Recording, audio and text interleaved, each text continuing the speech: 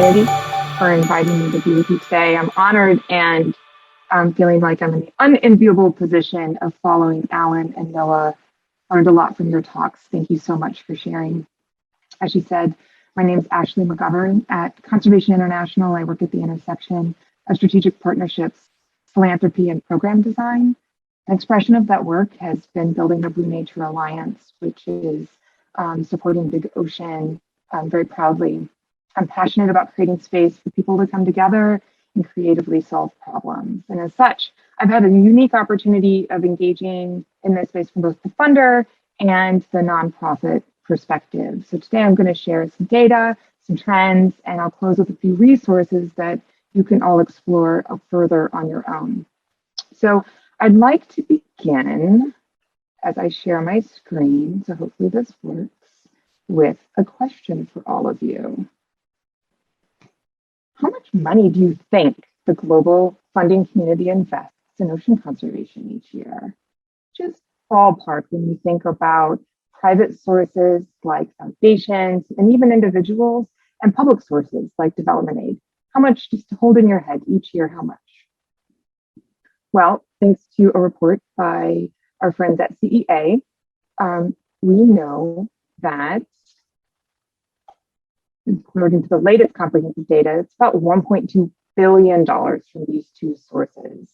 You'll see here in yellow our private philanthropy, which is about half of it, and then the other half comes from development aid. For the purposes of today's conversation, I'm going to focus on the yellow bar, which is more than $600 million of funds by private philanthropy. And now this covers all areas in ocean conservation. And pretty big sum, so let's break it down and see where it goes. First, by geography. Upwards of 80% of investments have focused on North America or cross-cutting science and global priorities. This leaves 20%, or about $120 million, for the rest of the world. So the numbers start to get small rather quickly. When broken down by topic area, we find that about $220 million is allocated to what is referred to as protected areas and habitat protection. Now that's more broad than just marine protected areas. So of that, we find from this year in 2016, about $40 million was committed to advancing marine protected areas around the world. Now I understand there's going to be an update of this report, and I think it's grown to about $60 million a year. So the good news is that it's growing, but it's still a relatively small number. This MPA-focused funding is further distributed across the need to establish new areas and to stand up the management and implementation of existing areas. So here I've put together a completely non-exhaustive table of some of the general topic areas, but it does give you an illustrative idea of where some of the largest funders and NGOs are focused. Of course, there are so many more. Have to acknowledge at the regional, national, and community level funding this important work for. And I hesitated to show this because I'm going to inevitably miss somebody, but I think it is helpful to have an illustrative table of where funders and NGOs are focused. So the demands on these limited resources can often lead to a lot of competition, and there's been a lot of conversation today already about this challenge. So how is the funder and NGO community responding?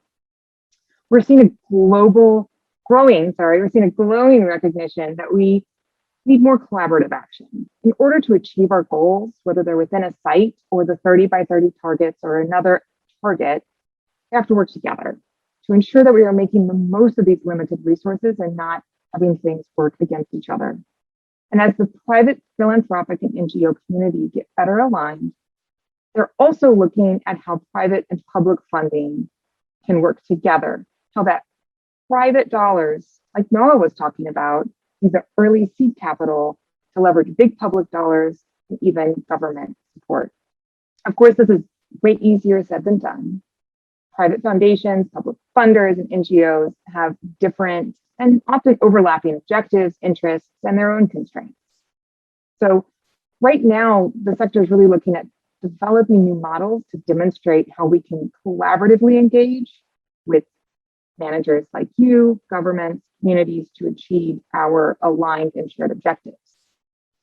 So like this community of practice that's gathered here today, we are seeing formal and informal groups coming together across the NGO and funder space, and relationships are happening informally, but also formally in some exciting ways.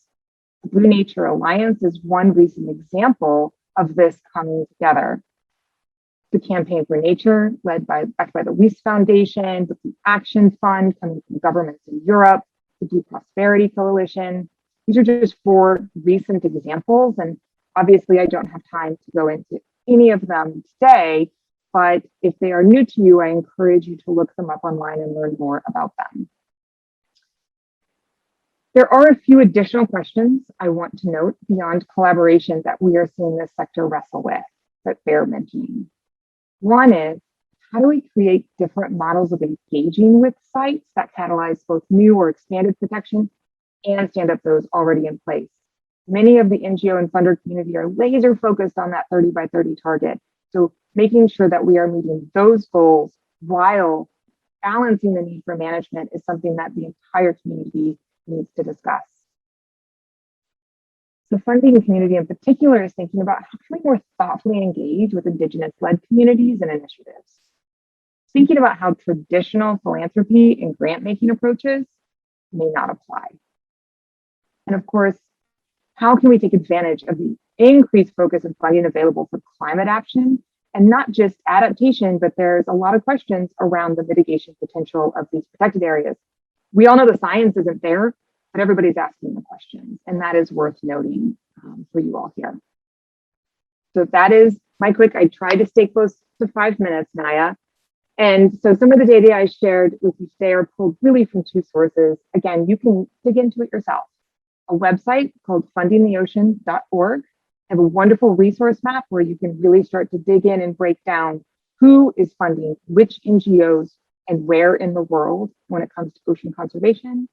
And then a report called Our Shared Seas. And I understand Leah may be on the call representing CEA Consulting, who puts out this report. I hope I did okay, Leah.